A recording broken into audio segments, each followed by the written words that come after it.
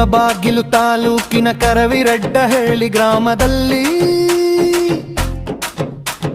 ನಾರಾಯಣಪ್ಪ ಮತ್ತು ವೆಂಕಟಲಕ್ಷ್ಮಮ್ಮ ಸುಪ್ರಸಿದ್ಧ ಮಗನಾಗಿ ಜನಿಸಿದ ಗೋಪಿನಾಥ ಕರವಿರವರು ತಮ್ಮ ವಿದ್ಯಾಭ್ಯಾಸವನ್ನು ಕರವಿರಡ್ಡಹಳ್ಳಿ ಮುಗಿಸಿ ನಂತರ ಎನ್ಎ ಪದವಿಯನ್ನು ಬೆಂಗಳೂರಿನಲ್ಲಿ ಮುಗಿಸಿ ಕನಸುಗಳ ದಾರಿ ಹಿಡಿದು ನಿಂತರು. ತಮ್ಮ ಊರಿನ ಹೆಸರನ್ನು ಎತ್ತಿ ಹಿಡಿಯಲು ಒಂದು ದೀಪದಂತೆ ಮುಂದಕ್ಕೆ ನಡೆದರು. ಗೋಪಿನಾಥ್ ಕರವಿ ಗೋಪಿನಾಥ್ ಕರವಿ ನಮ್ಮ ಗೋರಿನ ಹೆಮ್ಮೆ ನೀನೇ. ಗೋಪಿನಾಥ್ ಕರವಿ ಗೋಪಿನಾಥ್ ಕರವಿ ಕೀರ್ತಿ ತಂದವ ನೀನೇ.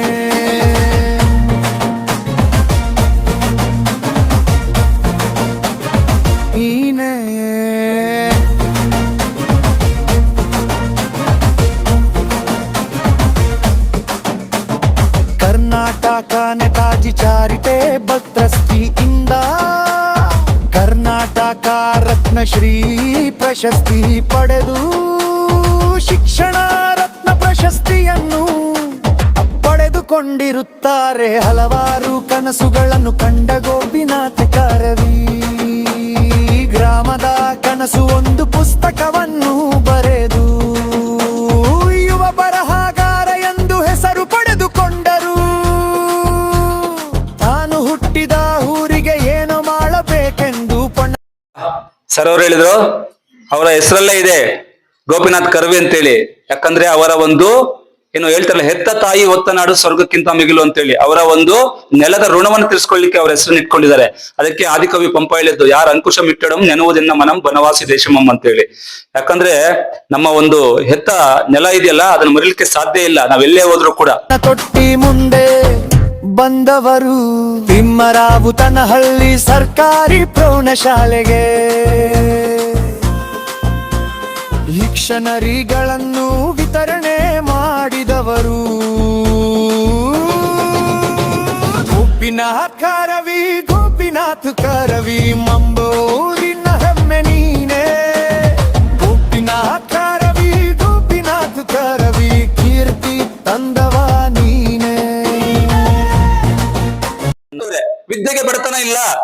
ಇವತ್ತು ಕಮಲ ತಾವರೆ ಎಲ್ಲಿ ಉದಯ ಆಗೋದು, ಎಲ್ಲಿ ಹುಟ್ಟೋದು, ಕೆಸರಲ್ಲಿ. ಅಂದ್ರೆ ಎಲ್ಲಿ ಯಾರ ಸ್ವತ್ತು, ವಿದ್ಯೆ ಯಾರು ಕೂಡ ಕದ್ಕೊಳ್ಳಿಕ್ ಆಗೋದಿಲ್ಲ. ಹಾಗಾಗಿ ಬಡತನ ಅದಕ್ಕೆ ಅಡ್ಡಿ ಬರೋದೇ ಇಲ್ಲ. ಅಂತ ಒಂದು ಈ ಒಂದು ಕರವಿರಡ್ಡಹಳ್ಳಿಯಲ್ಲಿ ಗ್ರಾಮದಲ್ಲಿ ಜನಿಸಿದಂತ ನಮ್ಮ ಗೋಪಿನಾಥ್ ಕರವಿ ಸರ್ ಅವರು ಸಾಕಷ್ಟು ಹೆಸರನ್ನ ಮಾಡ್ತಾ ಇದ್ದಾರೆ. ಅವರ ಒಂದು ಕನಸಿನ ಕೂಸು ಅಂತ ಹೇಳ್ಬೋದು, ಗ್ರಾಮದ ಕನಸು ಅಂತೇಳಿ.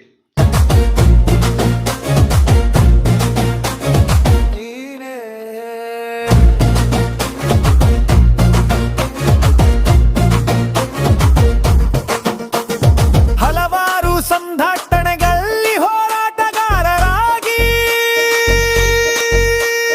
ಕೆಲಸ ಮುಂದುವರಿಯುತ್ತಿದ್ದು, ನಾನು ಹುಟ್ಟಿದ ಮೇಲೆ ನನ್ನ ತಾಲೂಕಿಗೆ ಮತ್ತು ನನ್ನ ನಾಡಿಗೆ ಕೇಕಿ ತರಬೇಕೆಂದು ಪಣ ತೊಟ್ಟಿರುವ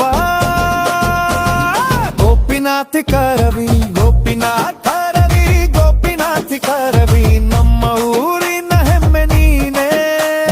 ಗೋಪಿನಾಥ್ ಕರವಿ ಗೋಪಿನಾಥ್ ಕರವಿ ಕೀರ್ತಿ ತಂದವ ನೀನೇ.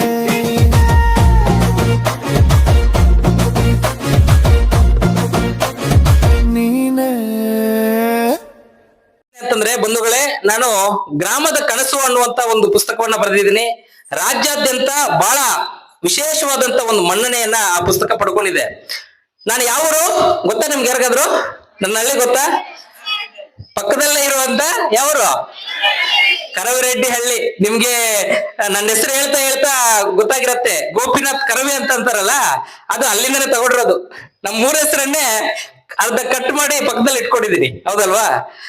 ಅದು ಏನು ಅಂತಂದ್ರೆ, ವಿಶೇಷವಾಗಿ ನಮ್ಮ ಊರಿನ ಮೇಲೆ ಇರಬೇಕಾದಂತ ಒಂದು ಕಾಳಜಿ ಒಂದು ಆದ್ರೆ, ಮತ್ತೆ ಇನ್ನೊಂದು ನಮ್ಮ ಶಾಲೆಯ ಮೇಲೆ ಇರಬೇಕಾದಂತ ಒಂದು ಕಾಳಜಿ.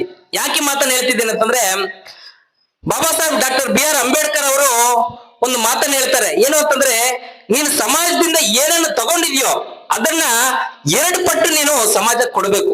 ಹೌದಲ್ವಾ? ಹೌದಾ ಇಲ್ವಾ? ಕೊಡ್ಬೇಕು ಅಂತಂದ್ರೆ ನೀನು ಬಹಳ ಎತ್ತರಕ್ಕೆ ಬೆಳಿಬೇಕು.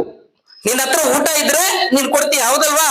ಇಲ್ದಿರ ಕೊಡಕ್ಕಾಗತ್ತ ಬೇರೆಯವ್ರಿಗೆ?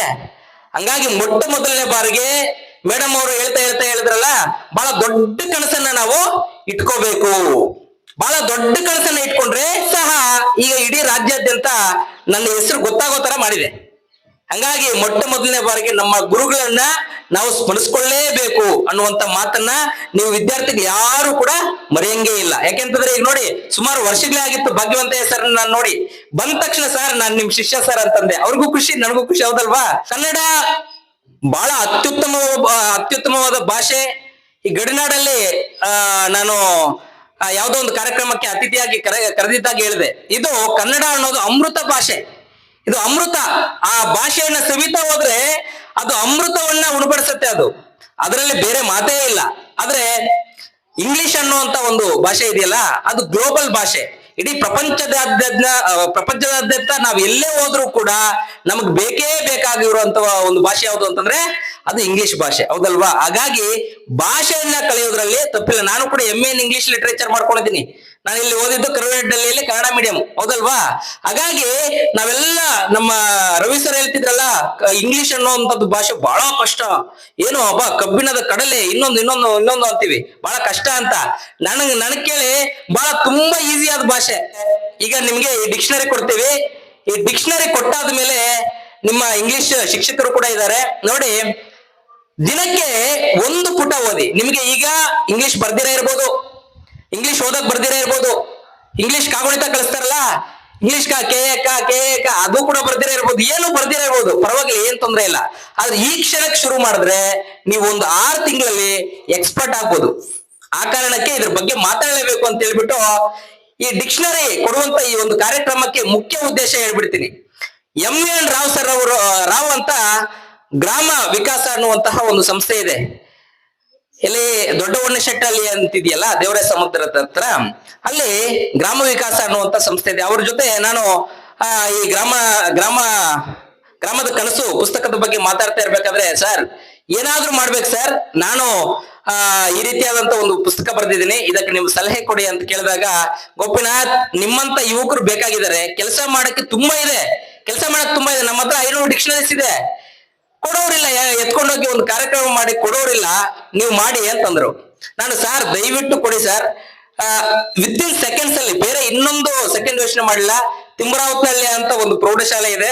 ಫಸ್ಟ್ ಇಲ್ಲಿ ಈ ಶಾಲೆ ನನ್ಗೆ ನೆನಪಾಯ್ತು. ಯಾಕೆಂತಂದ್ರೆ ಈ ಶಾಲೆಯಲ್ಲಿ ಸುಮಾರು ವರ್ಷಗಳಿಂದ ನಾನು ಕಾರ್ಯಕ್ರಮ ಮಾಡ್ಬೇಕು, ಏನಾದ್ರೂ ಒಂಚೂರು ಇಲ್ಲಿ ಮಾಡ್ಬೇಕು ಅಂತ ಹಲವಾರು ಕಾರಣಗಳಿಂದ ನಾನು ಬೆಂಗಳೂರಲ್ಲಿ ಇರೋದ್ರಿಂದ ಬೇರೆ ಬೇರೆ ಕಾರ್ಯಕ್ರಮಗಳಲ್ಲಿ ನಾನು ಬ್ಯುಸಿ ಆಗಿರೋದ್ರಿಂದ ಆಗಿರ್ಲಿಲ್ಲ.